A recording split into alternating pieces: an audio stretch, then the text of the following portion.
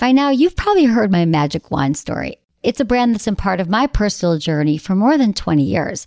But no matter how many times I sing Magic Wand's praises, I'll never be able to fully capture the story of this incredible brand. Well, now journalist and author Kate Sloan just completed a limited audio series documenting the history and impact that Magic Wand has created over the last 56 years. It's called Making Magic. And the series chronicles Magic Wand's incredible brand story through interviews with nearly 40 experts, performers, business owners, educators, and fans. So I got a sneak preview of the series, and what I loved is that Kate weaves together snippets from all their interviews into this amazing story arc. She covers Magic Wand's journey from appliance store massager to its legendary influence on culture and sexual independence, and it's all just fascinating.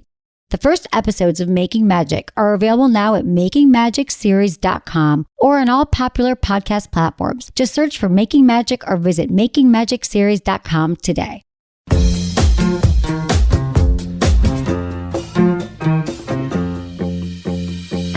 Because what if you're like on your deathbed and someone like goes by you for a second and they like touch your nipple and then you're like, oh my God, that was amazing. I don't want you to be on your deathbed and have a nipple-gasm. Have it now. Look into his eyes. They're the eyes of a man obsessed by sex. Eyes that mock our sacred institutions. Bedroom eyes, they call them in a bygone day. You're listening to Sex with Emily. I'm Dr. Emily, and I'm here to help you prioritize your pleasure and liberate the conversation around sex. Today, we're talking about something that gets so overlooked. I mean, more than it should, breasts. No, I'm serious. Like, you used to hear that, oh, it's all about the breast, but then sometimes we just skip right over everything and go right for penetration. Did you know that so many women can have nipple-gasms? It's a real thing. In fact, when you stimulate the clitoris and the nipples, it stimulates the same part of your brain. Even men can reach orgasm through nipple play. So I get into it. I give you all my tips and tricks to help you explore this really underappreciated erogenous zone. There's so many erogenous zones, you guys. Let's have some fun. I'll also take your questions, including a very interesting call from a masseuse whose business has recently taken an interesting and sexy turn. Intentions with Emily. All right, each episode, join me in setting an intention. It really helps you kind of think about, what do I want to get out of this episode? It could be, I want to know how to have a nipple orgasm. My intention is to just reignite your love for breasts and nipples by giving you new things to try, no matter what gender you identify as. All right, enjoy the show. Let's talk to John and his wife, 50 in Illinois. They've called in before. Hi. Hi, Emily. Hello. How are you? Good. How are you? Oh, not too bad. Not too bad. So last time we spoke, I was bragging to you about your advice of just take it down, which worked with the blowjob after we've been together quite a long time. And my wife has a wicked gag reflex. So anyway, I said just take it down. Just have her just swallow it and just take it down. Is that what I said? Take one for the team? Well, it was a combination of the salted caramel lube and then your advice of also like, at some point you just got to take it down. And that's exactly what she said after. I was like, holy shit, how'd that happen? And she's like, I just took it down. I was like, all righty. Okay. So, and the Muse lube, it's so huge. I was bragging about that to you, but I did tell you the one thing I wanted to follow up on because she was at work at the time and now she's here. And so I wanted to follow up on the orgasm gap because that's the thing that kind of stresses me out. Like, I come each and every time and I'm like very happy about that, but sometimes I feel guilty because I'm happy to give oral. A lot of times I get shot down because it's like, no, it's not the right time. And also, too, we've bought all these kind of different vibrators and things like that. But, like, I don't really think she takes time for the whole, like, masturbation thing and all that. So, we have sex probably 3 to 4 times a week, and I bang out a couple solo sessions too on top of that. So I'm all good. But I really wanted to focus more on her. So I set that up, and here she is. So I'm kind of putting her on the spot a little bit because she got home from work, and I was like, we're calling Emily tonight because the kids are not here, and I want to get this out. I'm so happy. No, this will be good. We can just talk here and chat. So tell me your name if you want to. Or you can change your name. Hi, so I'm Julie. Hi, Julie. Julie, let's talk. Hi, I want to hear from you. What do you think is going on? Like, how do you feel about this orgasm gap that John comes every time and you not so much? So, I mean, honestly, to me, it's kind of like, no, I think it's just like the norm. Like, I guess I don't really think it's anything strange because it's just how, is. And I've always kind of told him, like, I love being with you and all that. And I just personally don't know how I could have an orgasm sexually. And so I can't help myself. When I started listening to you 2 years ago, I was floored that only 20% of women have that, because I was always like, oh, shit, I wish I could give her an orgasm with sex. But I didn't know that. So that was one thing that was like so unbelievably helpful to most males on the planet. Yes. I'm trying to get it out there, John. I literally, if I could buy a billboard here in Hollywood, I would buy a billboard that says only 20% of women are going to orgasm with your penis. So, that's the truth. I keep interrupting, but I had a huge smile on my face because the cleaning lady came today, and before they did, there's like 4 lubes on our nightstand. There's Uber Lube. There's, what's the coconut one? I'm drawing. Oh, Woo More Play? Yeah. Yep. And then the warming one that you recommended, we haven't tried that yet, but it's sitting on the nightstand. Yeah. And then there's Pure, and then there was something else. I was like, we have like a cornucopia of lubes. You have all my favorite lubes. We have matching nightstands. That's amazing. You guys exactly. So, okay. Sorry, I'll stop interrupting. No, you have a lot of lube. John, you guys are adorable. Okay. So, Julie, it's kind of how I felt about Me Too, not to go all political here, but I was like, oh, yeah, men are going to hit on you and be inappropriate. Married men, that's just what it is. I have to play the game and flirt with guys and not say anything about guys being inappropriate. But now we found out, oh, no, that's not okay in the workplace. I feel the same way about the orgasm cap. Because, Julie, I used to think, well, you know what? I'm just not going to have an orgasm every time or most times. I'll never have, something's wrong with me because it doesn't happen with a penis, but I'll just fake it or whatever. And then I started to realize all this information that, okay, most women aren't orgasming with a penis, but they do orgasm. The majority of women will orgasm with a mouth, with fingers, with a toy and lube. Yeah.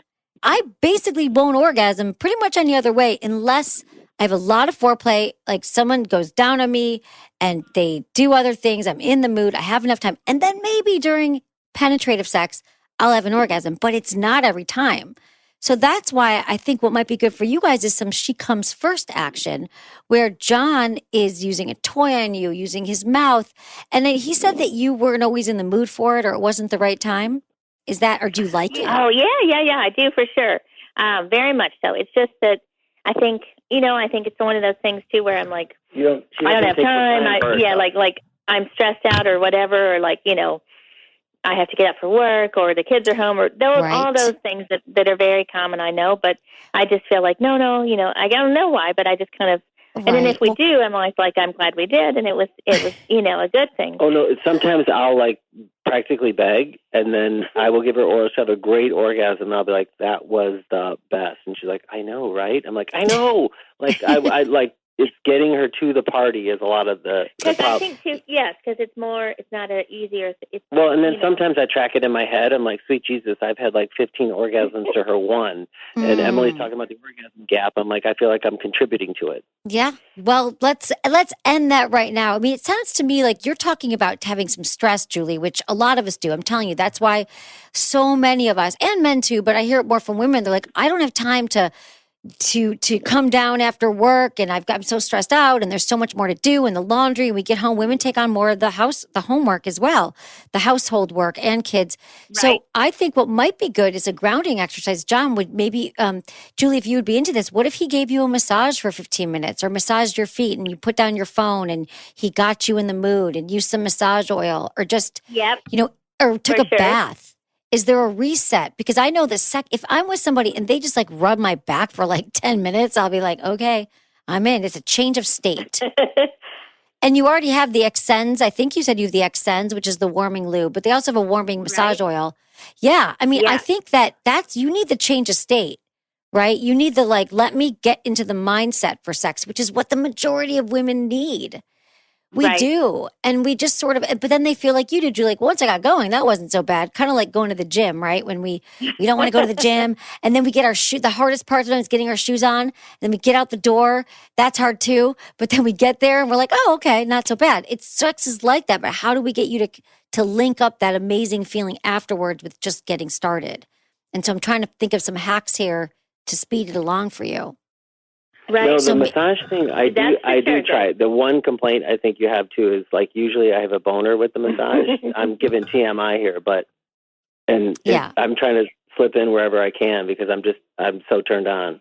Well, that maybe you need to give her like so then because as women, I think Julie's like me. Probably she's a giver, pleaser. She's like, oh, I'm not there yet, but you really want to go, and so maybe you got to take the dick out of her back, you know? No, amen, sister, preach. For sure, yes. Right? Like leave your boxers on, leave your underwear on while you're doing it and just make it about Julie. And then Julie will feel your attention. She'll feel the love. She'll feel the connection. She'll like, you're going to be literally, I mean, massage isn't just a light, oh, this is a nice thing to do. It literally are calming her nerve endings. We're getting stimulated. Her oxytocin, her serotonin, her dope, all those feel good hormones are getting stimulated by the touch. That's why we all love massage so much. It releases stress. That means, so we have to wring her out. We have to get the stress out so you can get in, John. I had to commit to it because I thought that I wasn't able to have an orgasm either that way until I took, and it didn't happen the first time. It took me like months. Oh, wow. Okay.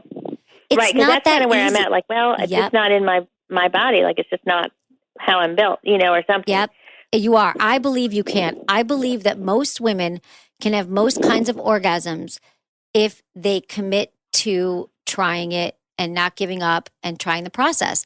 But I thought I couldn't because I bought a toy like years earlier that was a rabbit vibrator, like literally the rabbit that came out. And I used it once, didn't do anything, never went back to it. Because I thought it was the kind of thing where, oh, you just try it once and it works, right? Like it should just work. Like I'm just not built that way. But I realized I had to learn my own body. I would be that way too. Okay, so we're the same. There you go. We're like twins. We had to figure it out. But I'm telling you, I think it's possible. And John is a very enthusiastic partner. And so you could, use some toys together. You could do mutual masturbation together. But I would just plan and I would be patient and I would pay attention to what you're feeling. And I think it's all possible. But I can't tell you for sure that you'll be able to have it during penetration. Maybe if you have a clitoral vibrator on your clitoris, sometimes that helps to have the internal, but just play with it. Get curious. John, you got to keep your penis in your pants for a little bit and warm her up. Well, one other, I have a question and then a comment. Is that okay? Yeah. Okay. Yes. So first question is, I'm struggling a little with the Kiven method too. I start that and she kind of is not totally into it. And I feel like I'm doing it wrong. Okay. How are you doing it? We're talking about the oral sex method that's called the Kiven method. So typically I start oral with just the clitoris and she always is like lighter, and I feel like my tongue's barely touching. That's one of the, she always like lightly. Yeah. So it's super sensitive. And after she has an orgasm, she won't allow any touching, which is fine. Although I did tell you I did the cupping of the vulva, which you liked. So that was good. But, I love the cupping of the vulva. Right. Yeah. I remember talking about that. Okay. I tried the Kiven and maybe it wasn't long enough as now after hearing you tell Emily about not really giving it a full go, thinking it's going to work instantly. Maybe that's it. Yeah, I do. Yeah, probably give up too easily sometimes. Yes, I do too. But I think that you could just kind of stop and go around and tease play with her nipples and play with her breasts and do other things and then come back to the clitoris. But the Kiven method is from the side to side. So you never should with oral sex go right for the clitoris. I think it's about teasing and kissing the inner thighs and licking around the clitoris, licking around the pubic mound and all the areas around it, the labia. And then you get to the clitoris. But there's also the Kiven method is about stimulating those nerve endings from side to side. So thigh to thigh, those you're going up, you're perpendicular lying between her legs, thigh to thigh, not toes to head. So that then you're covering more nerve endings. So you're going outer labia, inner labia, inner labia, outer labia, back and forth that way. So you're hitting all the nerve endings. This makes total sense because the only other time I gave her a clitoral orgasm from behind, but I gave like a massage with the Muse lube first and rubbed all around, which I was unable to do previous, but with the lube, you were fine with it. Then I licked all over the place, then got to the clitoris, and then we were all good. So that is hot. From behind is so hot. That is underrated. Oh, we should talk about that more too. It was the best. You're reminding me of all these good things. Cupping the vulva, just putting your hand on the vulva after orgasm, or just starting to warm it up. Then you're like warming up the whole area. But then licking from behind is so freaking hot because you're stimulating different nerve endings. You're coming at it differently. And then you get to the clitoris. Yes. Do that She then can more. usually only have an orgasm on her back. That was the first time she had one on all fours, which I was in heaven. Yeah, there you go. By the way, when we're like walking the dogs, we'll be like, so we're outside the bedroom. Emily would approve of this. I have something to tell you. I'm like, oh, sweet Jesus. So anyway. Good. You guys are my favorite. Okay. Yeah. My last thing, I was walking the dogs the other day and neighbor, like someone who we know pretty well stopped and was like, hey, how are you? What, sorry, are you on a conference call? I was like, oh no. I'm like, and I just decided to be super honest. I was like, how's your sex life with your husband? I'm listening to Sex with Emily. It is so good. I'm like, I don't know where you guys are at. I know nothing about it, but this is TMI. Listen to Sex with Emily. Oh, thank you. You guys are fabulous. I appreciate it. We should send him a T-shirt. We're getting new ones. A T-shirt. Okay, we're going to put you guys on hold. Thank you so much. Oh my God, you guys, keep me posted. I love hearing from both of you. Thank you for calling. Really. All right, we're going to take a break, you guys. Be right back with more Sex with Emily.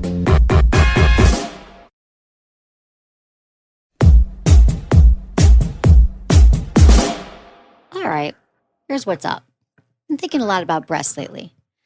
And I believe they're the most underappreciated erogenous zone. I've talked about this before. Growing up, you kept thinking like, oh, they're going to, remember when you started fooling around with people, they would first touch your breasts and then they would go down your pants, all the bases, right? But there was so much focus on the breasts and people loving the breasts and all these things. But then I realized what happens is, at least for me and maybe some of you, I've heard, that you just kind of skip right over them and you go right to sex, right? That's that whole, in relationships, when you stop kissing and you go right to the sex, I think we stop playing with the breasts as well. We stop realizing that they are these incredible sources of pleasure. Now, I am talking about women right now, but I think that for many men, your nipples, your breasts can feel great too. I don't think that it's every man, but it's kind of like straight men with their prostate.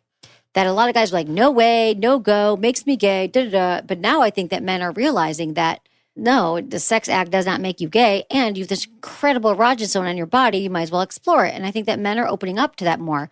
I'm not sure if breast plays the same, that maybe men, if they let themselves go and didn't think it was such a feminine thing, that it would feel great. But I have asked a lot of my gay friends too, and it is, I think it's more of a case-by-case basis. I just don't think we can underestimate the power of it because, so first of all, to repeat what I said earlier in the show is that the same region of your brain lights up, activates when your clitoris and your breasts, when they're stimulated. And a lot of women can have breast gasms. You can have an orgasm through breast touch, which makes sense. If you want to know the specific term, it's the genital sensory cortex. The same region of stimulation by the vagina and the clitoris is activated through nipple play. So it can happen too. Maybe you could already be aroused. You could already be having being turned on with like some playing around, some foreplay, some oral sex. And then you could start playing with the breast, but you could also, they might be more receptive at that point because you have all the receptors firing. And the breasts, just like the clitoris, the clitoris expands and the clitoris grows. And for women who have a clitoral hood, it can kind of, when you're turned on, it retracts a little bit. Well, the same thing happens with your breasts. They temporarily change in size and sensitivity as you get more aroused. So it's really fun to experiment with different strokes. The first thing is, just like the clitoris, you don't want to go right for the nipples, really hard or twisting. I think you should never really twist them unless your partner's into that kind of thing. But make sure that your partner is ready to receive the stimulation because that's the key to making nipple play really hot because they are a sensitive erogenous zone. Another tip is to just start with a scalp massage. I should have told this to John and Julie earlier. If you play with the scalp, that can also stimulate blood flow throughout the body. And then you can move down and pay attention to the neck and the shoulders, collarbone, kiss down their body. Another great thing that I'm using tonight is a massage candle. I'm obsessed with massage candles, just so you know. They warm, you light them. They're not like regular candles. They're made of like coconut oil or soybean oil. And then you light them for 5 minutes, 20 minutes, an hour, and then you blow it out. And you just wait a few minutes and then you pour it on your partner's body. And that would feel amazing on the nipples. Because we're talking about heat play too. Your whole body becomes covered in this like beautiful, oily, it's not oil though. Like it's not oily, messy. It's just massage oil. And it's from the candle that was hot, but it's warm. It won't burn you. And then your body's really warm. And then your partner can even lay on top of you and it becomes this like slippy, slidey, super sexy experience. But then you could also like leave a bowl of ice cubes by the bed, and then you could put an ice cube in your mouth and like use that and trace it over her nipples. The areola is a very sensitive part too. Sometimes they say that the top part of the areola, which is the ring around the nipple, that is also sensitive. So again, it's not just a one size fits all. There's not a blueprint for every breast, but that could work. So also you want to take your time. You could even, you know how we were talking about the vulva cupping earlier with our guy, John?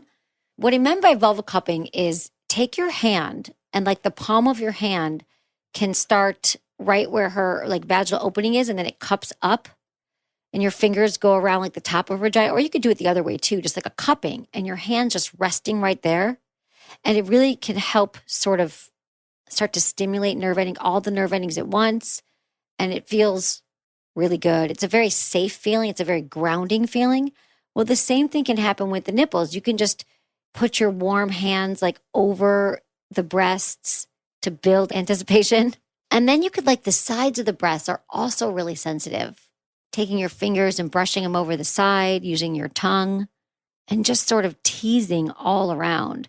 And the folds like underneath it, especially if you're wearing a bra all day, that feels really good too. Like I'm always so focused on the clitoris and the vulva, but I think the breasts, there's a lot there. I hope that this is sparking some of you to be like, oh yeah, my partner has breasts. Totally forgot about that. Start slow, build up. Let's talk to Fred in Texas, 60. He's got some comments on breast play. Tell me everything, Fred. How are you tonight, Emily? Great. How are you, Fred? Good. Thanks for calling. What's going on? Good. Well, a couple of quick comments. One about the breast play. So, my wife is my second wife. Both my wife and then her husband had passed away, and we met afterwards, and so we're kind of going through a second round of learning about each other and ourselves. But anyway, she has relatively small breasts, and I have found it somewhat difficult to get them to be sensitive and have her focus and like them being, have attention paid to them. But I have found that sometimes when she does it herself and we're in the act, that it actually is more effective. Is that something you recognize? I actually would talk about that. Yeah, absolutely. I think that playing with our own breasts can also be really stimulating for many women. I think absolutely. Yeah, that makes sense. I think that many women do that as well. So. The other comment I'll make is that she has learned to lick and suck my nipples, and that's an amazing turn on that I never experienced before. Yes. And it's me envisioning her sucking another woman's breast, but at the same time, the sensation of it and knowing that she likes to do it is really a big turn on for me. Oh, yeah, that's what I think, Fred. For many men it is, but they just never had anyone try it. Wait, are you saying that it feels good because you're picturing her be with another woman?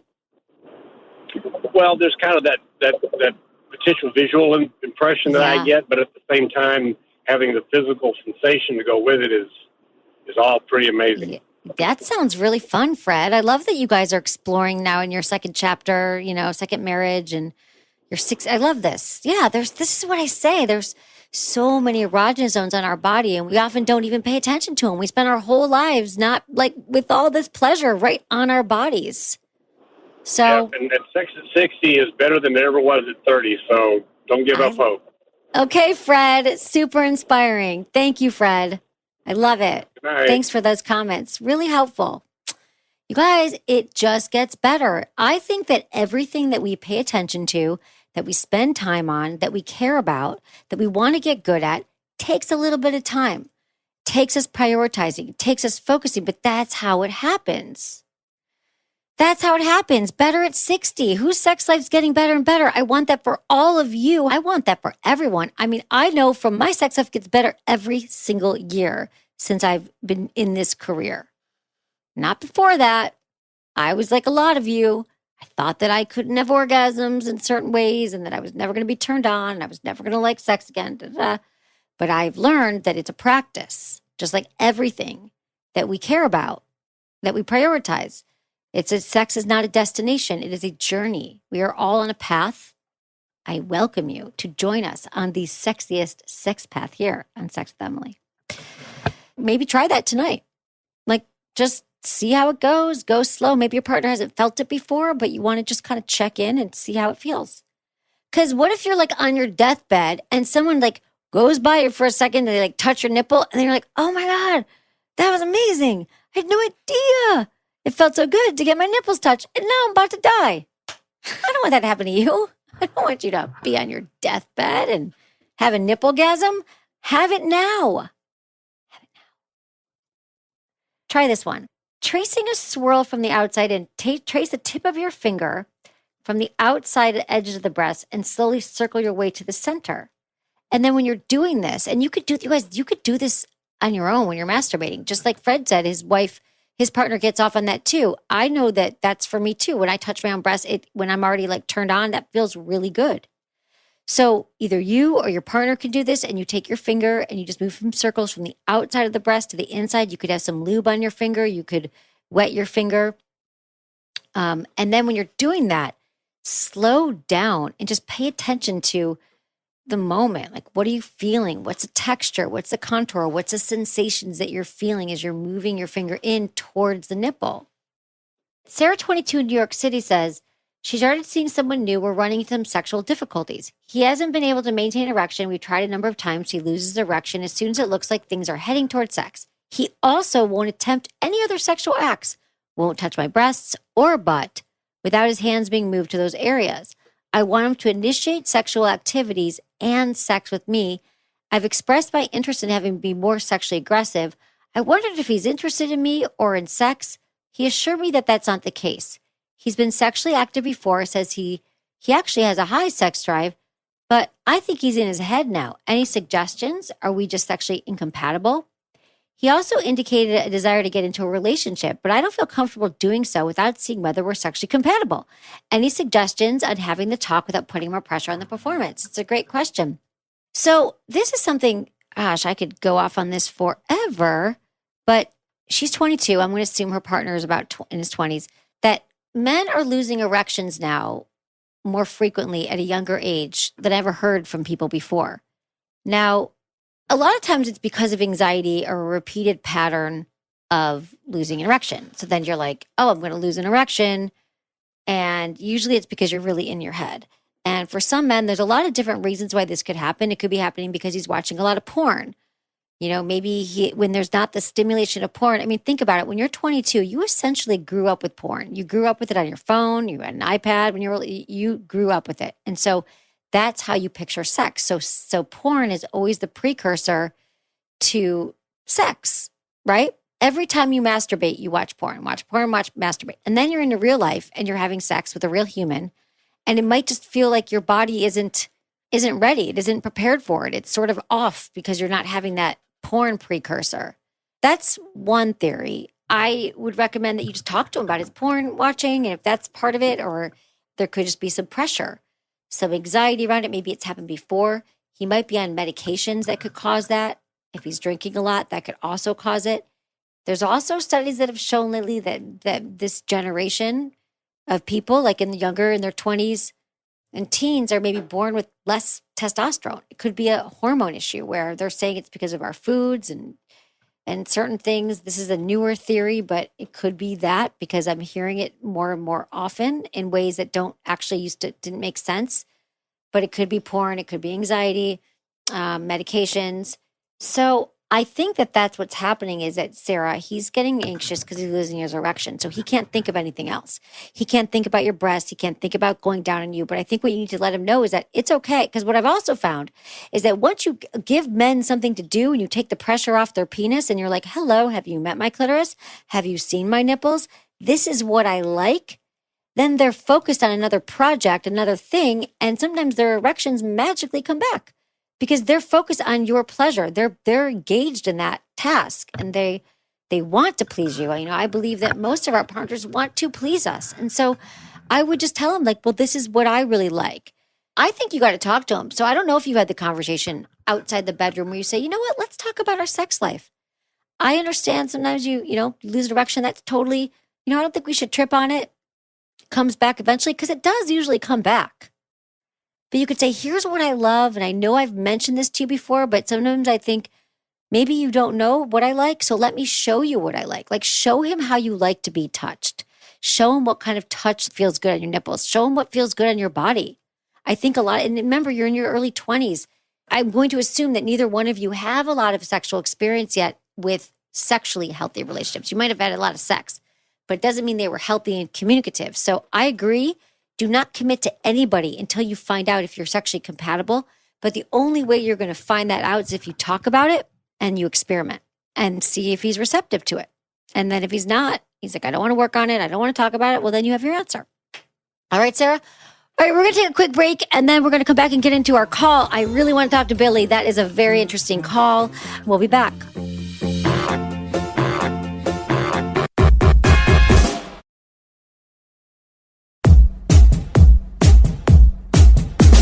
I cannot wait to talk to Billy. Hi, Billy. Thanks for calling. Hi, Emily.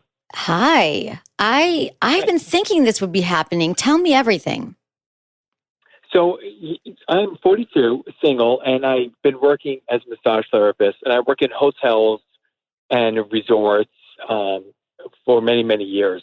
And there's never really been any issues, maybe because of the different type of location that I'm in. But during COVID, I've moved to doing, since most of them have closed down or don't offer services, to doing my own services and just posting in different areas to kind of build up my business.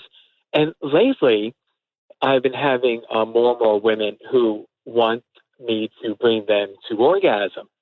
And it's not done through penetration or anything of myself. I'm fully clothed. And at first, it kind of took me by surprise, shocked by it. But then after a while, it's kind of like enjoyable of the power of doing it. And it's just kind of odd at this point. Just what your thoughts were on. Wow. So, Billy, you're actually doing it. So I have a question. So you're going into their homes and you're bringing them to orgasm by rubbing their clitoris? Exactly. It's all hand. It's all through my hand, nothing else. I mean, I stay fully in my, typical what I wear, which is, just a T-shirt and a white, some kind of pants or something. But yeah, I mean, it's nothing where I'm doing anything more than using my hands. But right. And it's funny how you can kind of tell when they want it to be done. And I think some of it has been, it's you kind of pick up the sense and you kind of just, but it's enjoyable, right? And okay. I enjoy being able to do that for other people. But I'm just concerned now that it's just becoming, not really. It's not part of my industry, and I really. Well, I know it's really not. But I mean, we always hear men do this all the time, and now women, and so, and you're actually doing it. So is it repeat people, or it's just you're just finding that women are? It's not all the time, obviously, but as I have got a little bit of a repeat business, then I've had other people call me, say they met with, a certain person, and can I come over? And wow. It's funny, they don't have the same sign, kind of like the way you could tell they want you to touch them.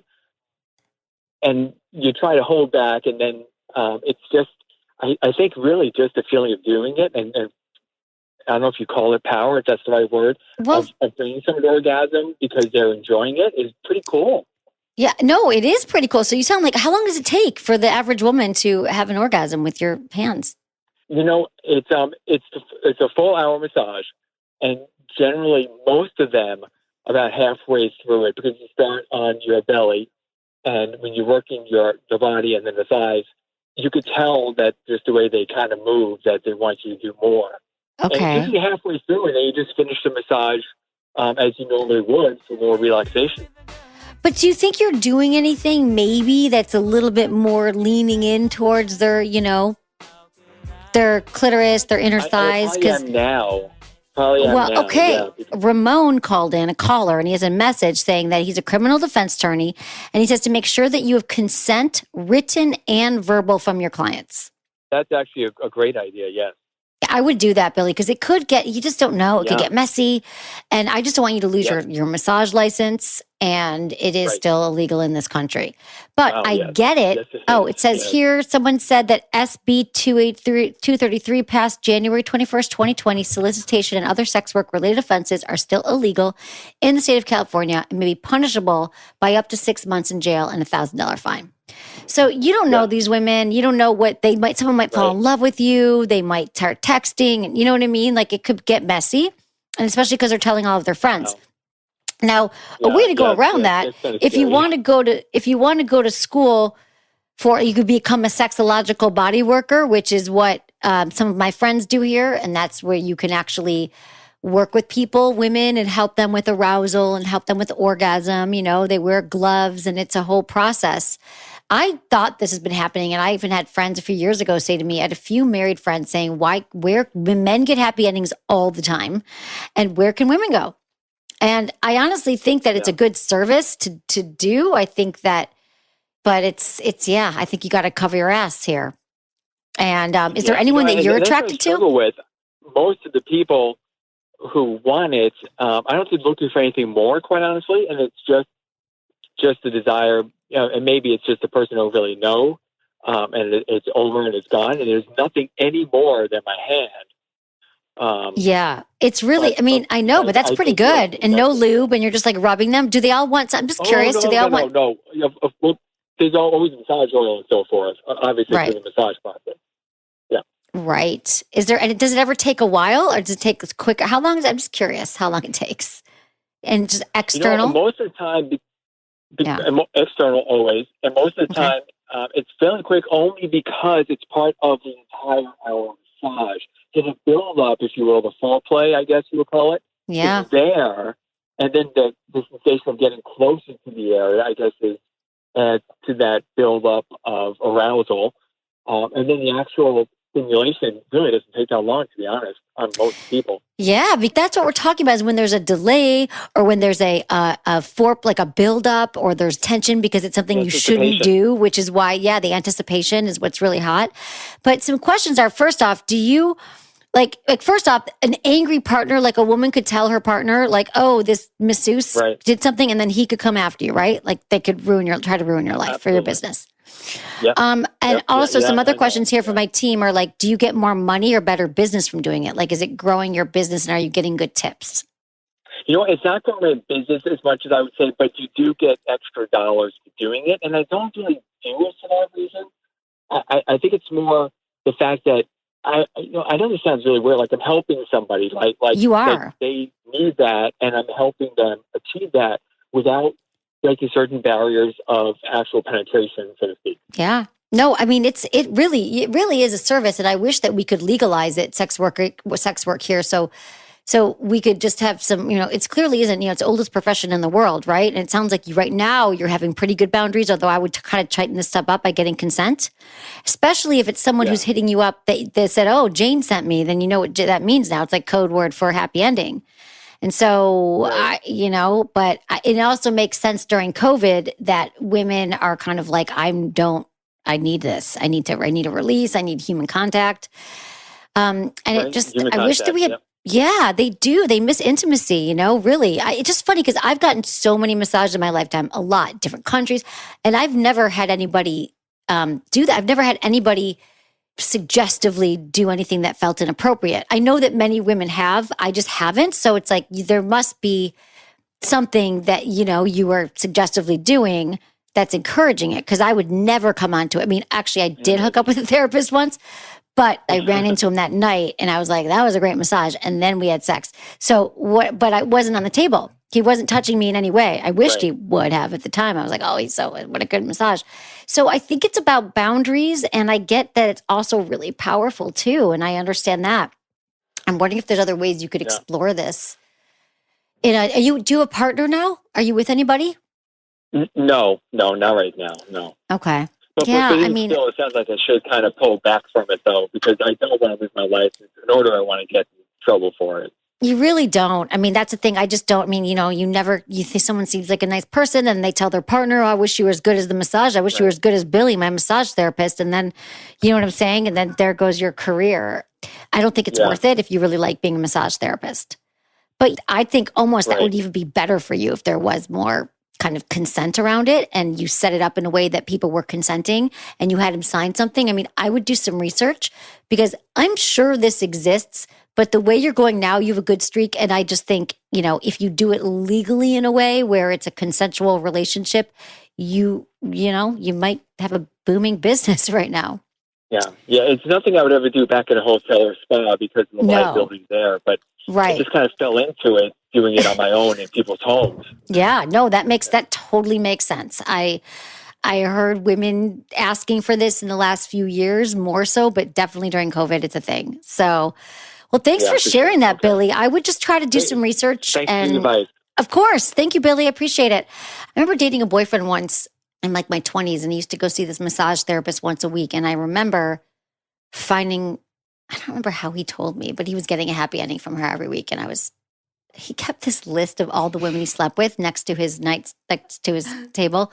And I was grabbing it to get a piece of paper one day, like he'd gone to work, and I opened it up and it was literally everyone he slept with. And then we'd been dating for 2 years. So my name was not the last name on the list. It was like, your massage therapist, Stacy? I'm like, your boss, Trixie? Like it was all these names of people that he had met since we were dating. Yeah, I'd love to hear your stories about this. I mean, there is something called sexological body work, and that makes it legal to have one-way touch with a person. You need to do some training around it, but all right, I gotta go. But don't worry, I'll be back soon with more Sex with Emily. And thanks for listening to Sex with Emily. Be sure to like, subscribe, and give us a review. And tell all your friends, your partners, your lovers about the show. If it's helped you, I promise it'll help them too. We release shows on Tuesdays and Fridays, and look out for a bonus episode every now and then. You can also find me on Instagram, Facebook, and Twitter. It's all Sex with Emily. Oh, and I give really good newsletter. Sign up at sexwithemily.com. If you'd like to ask me about your sex life, dating life, relationships, message me on Instagram or call into my SiriusXM show Monday through Friday, 5 to 7 p.m. Pacific, 8 to 10 Eastern, and you can just call me there. Save this number, 888-94-STARS or 888-947-8277, and get a free 30-day trial at sexwithemily.com/SXM. Was it good for you? Email me, feedback@sexwithemily.com.